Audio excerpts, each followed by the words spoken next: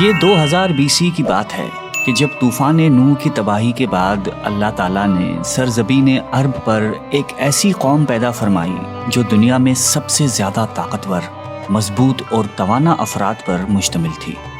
یہ لوگ جسمانی خوبصورتی، سرخ و سفید رنگت اور وجاہت میں اپنا ثانی نہیں رکھتے تھے۔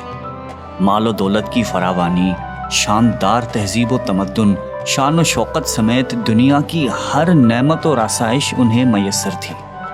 قرآن کریم میں ارشاد باری تعالیٰ ہے کہ ان جیسی کوئی اور قوم اور ملکوں میں پیدا نہیں کی۔ قوم عاد کے متعلق تفصیل سوائے قرآن کریم کے کسی اور مذہبی یا قدیمی تاریخی کتب میں نہیں ملتی۔ اس لیے اس قوم کی حالت کا نقشہ یا قرآن کریم کے ذریعے بن سکتا ہے یا پھر ان اثریات کے ذریعے جو محققین علم آثار نے ان کے بارے میں حاصل کی ہیں۔ مورخین لکھتے ہیں کہ عاد نام کا ایک شخص حضرت نوح کی چوتھی نسل میں ان کے بیٹے سام کی اولاد میں سے تھا۔ چنانچہ اس شخص کی اولاد اور اس کی پوری قوم عاد کے نام سے مشہور ہو گئی۔ وہ اعرابی تھے جو بہت لمبے اور مضبوط ستونوں پر قائم کردہ عالی شان محلات میں رہا کرتے تھے۔ قرآن کریم نے انہیں ارم ذات العماد یعنی ستونوں والے کے نام سے یاد کیا ہے۔ ارم ان کا بہت خوبصورت شہر تھا جس کے آثار 1984 میں خلائی شٹر چیلنجر کی مدد سے دریافت کیے گئے ہیں۔ یہ علاقہ آج کل عمان کا حصہ ہے۔ بحریہ عرب اور بحر احمر کے درمیان عمان، حضرموت، بحرین اور مغربی یمن تک ایک وسیع صحرا ہے جسے صحرائے الاحقاف کہتے ہیں۔ یہ دنیا کے عظیم صحراؤں میں سے ایک ہے جس کا رقبہ ایک محتاط اندازے کے مطابق 65 لاکھ مربع میٹر ہے۔ اس صحرا میں سفید اور باریک ریت کے ہزاروں فٹ اونچے پہاڑ نما ٹیلے ہیں جہاں کوئی بھی چیز پھینکی جائے تو منٹوں میں غائب ہو جاتی ہے۔ کسی زمانے میں یہ دنیا کا سرسبز و شاداب علاقہ تھا اور وہاں یہ قوم عاد آباد تھی۔ آج یہ بھیانک صحرا اللہ تعالیٰ کی کھلی نشانیوں میں سے ایک اور اہل زمین کے لیے جائے عبرت ہے۔ قرآن کریم میں ارشاد باری تعالیٰ ہے کہ وہ ارم جو ستونوں والے تھے جن کی مانند کوئی قوم ملکوں میں پیدا نہیں کی گئی۔ بعض مفسرین نے لکھا ہے کہ ارم عاد کے دادا کا نام تھا جیسا کہ ان کے شجرہ نسب میں بیان کیا گیا تھا۔ ڈاکٹر اسرار احمد تحریر فرماتے ہیں کہ عام مورخین کا خیال ہے کہ ارم قوم عاد کے شاہی خاندان کا لقب تھا۔ حالیہ دور میں ایک شہر کے جو زیر زمین آثار دریافت ہوئے ہیں ان سے پتہ چلتا ہے کہ اس شہر کے فصیل پر 30 ستون یا مینار بنائے گئے تھے۔ کہا جاتا ہے کہ یہ شہر شداد نے خصوصی اہتمام کے ساتھ بسایا تھا جو اس قوم کا بہت بڑا بادشاہ تھا۔ قد و قامت اور جسمانی قوت کے لحاظ سے دنیا میں اس کا کوئی ثانی پیدا نہیں ہوا۔ اس طرح اس قوم نے جس معیار اور جس انداز کی تعمیراتیں کی، ایسی تعمیرات اس سے پہلے دنیا میں کبھی کسی قوم نے نہیں کی۔ شاید اسی لیے یہ جگہ شداد کی جنت ارضی کے نام سے تاریخ میں مشہور ہے، تاکہ لوگ آخرت کی جنت کے بدلے اس نقد جنت کو اختیار کر لیں۔ مگر جب یہ عالی شان محلات تیار ہو گئے اور شداد نے اپنے روسائے مملکت کے ساتھ اس میں جانے کا ارادہ کیا تو ان پر اللہ تعالیٰ کا عذاب نازل ہوا اور وہ سب ہلاک ہو گئے اور وہ محلات بھی مسمار ہو گئے۔ اس اعتبار سے اس آیت میں قوم عاد پر آئی ایک خاص عذاب کا ذکر ہوا ہے جو شداد بن عاد اور اس کی بنائی ہوئی جنت پر نازل ہوا۔ ایک اور روایت کے مطابق عاد کے بیٹے شداد نے جب جنت کے نام اور خصوصیات سے متعلق سنا تو اس نے زمین پر ایسی ہی جنت بنانے کا ارادہ کیا اور عدن کے کسی صحرا میں تعمیرات کا کام شروع کر دیا اور مسلسل 300 برس کی شب و روز کی محنت کے بعد دنیا میں ایک خوبصورت جنت بنا دی جس میں شاندار محلات بھی تھے اور نہریں اور آبشار بھی۔ شداد کی عمر 900 سال ہو چکی تھی۔ ایک دن اس نے قوم عاد کے لوگوں کو جنت کے دیدار کی دعوت دی۔ وقت مقررہ پر وہ اپنے لوگوں کے ساتھ جنت کی جانب روانہ ہوا۔ ابھی شہر ارم کے عالی شان دروازے کے قریب ہی پہنچا تھا کہ رب ذوالجلال کے عذاب نے آ گھیرا۔ یوں شداد اپنی جنت کے ساتھ زمین میں ہی زندہ دفن ہو گیا۔ طوفان نوح کے بعد قوم عاد ہی وہ پہلی قوم تھی جو بتوں کے پجاری بنے۔ علامہ جلال الدین سیوطی اپنی تفسیر میں تحریر کرتے ہیں کہ قوم عاد نہایتی زور آور اور بہادر قوم تھی۔ وہ سب بت پرست تھے۔ مختلف کتب میں ان کے بتوں کے مختلف نام بیان کیے گئے ہیں۔ کچھ نے بتوں کے نام صدا، سمود اور ہرا بتائے ہیں۔ مورخین کی رائے کے مطابق ان کے معبود بھی قوم نوح کی طرح پتھر کے 5 بت یعنی ود، سوا، یغوث، یعوق اور نصر ہی تھے۔ کفر و شرک کے سمندر میں غرق قوم عاد کی بد اعمالیاں جب اپنی انتہا کو پہنچ گئیں تو اللہ تعالیٰ نے انہی کے قوم کے ایک نیک اور صالح بندے کو ان پر پیغمبر بنا کر مبعوث فرمایا۔ حضرت ہود قوم عاد کی سب سے معزز شاخ خلود کے ایک خوبصورت اور وجیح شخص تھے۔ حضرت ہود علیہ السلام نے ان سے کہا کہ بھائیو، ایک اللہ ہی کی عبادت کرو، اس کے سوا کوئی تمہارا معبود نہیں۔ قوم عاد کے سرداروں نے جواب دیا کہ تم ہمیں احمق نظر آتے ہو اور ہماری نظر میں تم جھوٹے ہو۔ حضرت ہود نے کہا کہ میں رب العالمین کا پیغمبر ہوں اور اللہ کا پیغام تم تک پہنچاتا ہوں۔ کہنے لگے تم ہمارے پاس اس لیے آئے ہو کہ ہم اپنے ان معبودوں کو چھوڑ دیں جنہیں ہمارے باپ دادا پوجتے تھے اور صرف ایک اللہ کی عبادت کریں؟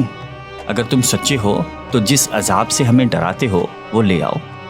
حضرت ہود مسلسل 50 برس یا اس سے بھی زیادہ وعظ و نصیحت کرتے رہے۔ کبھی انہیں اللہ کی عطا کردہ نعمتیں یاد دلاتے تو کبھی عذاب الہی سے ڈراتے، کبھی طوفان نوح کی ہولناکیوں کا ذکر فرماتے، لیکن وہ غرور و تکبر میں اندھے اور بہرے بنے رہے۔ انہیں اپنی طاقت پر بڑا گھمنڈ تھا۔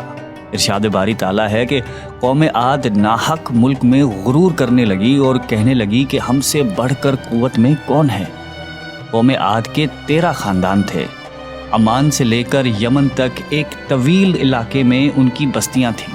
سرسبز و شاداب کھیت و کھلیان، پھلوں پھولوں سے لدے ہوئے باغات، میٹھے پانی کی بل کھاتی نہریں، خوبصورت آبشاریں اور تندرست و توانا قوی، مضبوط اور قداور جسامتیں، انہی سب نعمتوں نے انہیں شدید گھمنڈ میں مبتلا کر رکھا تھا۔ حضرت ہود علیہ السلام نے اپنی قوم کو راہ راست پر لانے کے لیے بڑی جدوجہد کی، لیکن قوم عاد آپ کو جادوگر اور سحر زدہ شخص خیال کرتے تھے کہ جنہیں ان کے پتھر کے باطل خداؤں نے دیوانہ بنا دیا تھا۔ بالآخر وہ لمحہ بھی آ گیا کہ جب حضرت ہود علیہ السلام نے بارگاہ الہی میں دعا فرمائی کہ اے میرے پروردگار، انہوں نے مجھے جھوٹا کہا ہے، اب تو میری مدد کر۔ فرمایا اے نبی، یہ تھوڑے ہی عرصے میں اپنے کیے پر پچھتانے لگیں گے۔ اللہ تعالیٰ نے اپنے نبی کی دعا قبول فرمائی اور قوم عاد پر عذاب کی ابتدا ہوئی۔ بادلوں کے فرشتے کو حکم ملا کہ اب بارش نہ برسائی جائے۔ چشموں کے فرشتوں کو حکم ملا کہ ان کے چشموں اور آبشاروں کو خشک کر دو۔ دیکھتے ہی دیکھتے شادابی ویرانی میں بدل گئی، مویشی مرنے لگے، پھل اناج ناپید ہو گیا۔ پوری قوم خشک سالی کا شکار ہو کر بدحال و پریشان ہو گئی۔ یہ سلسلہ مسلسل 3 سال چلتا رہا۔ نبی سے قوم کی یہ پریشانی دیکھی نہ جاتی تھی۔ مسلسل وعظ و نصیحت کرتے رہتے اور فرماتے کہ اے میری قوم، اپنے پروردگار سے بخشش مانگو، پھر اس کے آگے توبہ کرو، وہ تم پر آسمان سے مینا برسائے گا اور تمہاری طاقت اور قوت میں اضافہ فرمائے گا۔ کہنے لگے ہود، تم ہمارے پاس کوئی دلیل ظاہر نہیں لائے، ہم صرف تمہارے کہنے سے نہ تو اپنے معبودوں کو چھوڑنے والے ہیں اور نہ تم پر ایمان لانے والے ہیں۔ ہم تو یہ سمجھتے ہیں کہ ہمارے کسی معبود نے تمہیں آسیب زدہ کر کے دیوانہ کر دیا ہے۔ اس زمانے میں یہ دستور تھا کہ قوموں کو جب کوئی مشکل آ گھیرتی تو وہ بیت اللہ شریف جا کر اللہ کے آگے آوازاری کرتے اور ان کی مشکل رفع ہو جاتی۔ یعنی کافر قومیں بھی اس حقیقت کو تسلیم کرتی تھیں کہ اس ارض و سما کی مالک ایک لافانی قوت موجود ہے۔ چنانچہ قوم عاد کے 70 سرکردہ افراد مکہ مکرمہ پہنچے، جہاں معاویہ بن بکر کی حکومت تھی۔ معاویہ کی ماں کا تعلق قوم عاد سے تھا۔ معاویہ نے ان کی خوب آوبھگت کی۔ وہ لوگ 1 ماہ تک وہاں رہے اور بارش کے لیے دعائیں مانگتے رہے۔ دعا کروانے والے سردار کا نام قیل بن عنبر تھا۔ اللہ تعالیٰ نے ان پر 3 رنگوں کے بادل بھیج دیے، سفید، سرخ اور سیاہ۔ پھر آسمان سے ندا آئی کہ ان میں سے ایک کو منتخب کر لو۔ قیل نے سیاہ بادل کو پسند کر لیا کیونکہ وہ خوب بارش برسانے والا تھا۔ پھر ندا آئی کہ تو نے ہلاکت اور تباہی کو پسند کر لیا ہے۔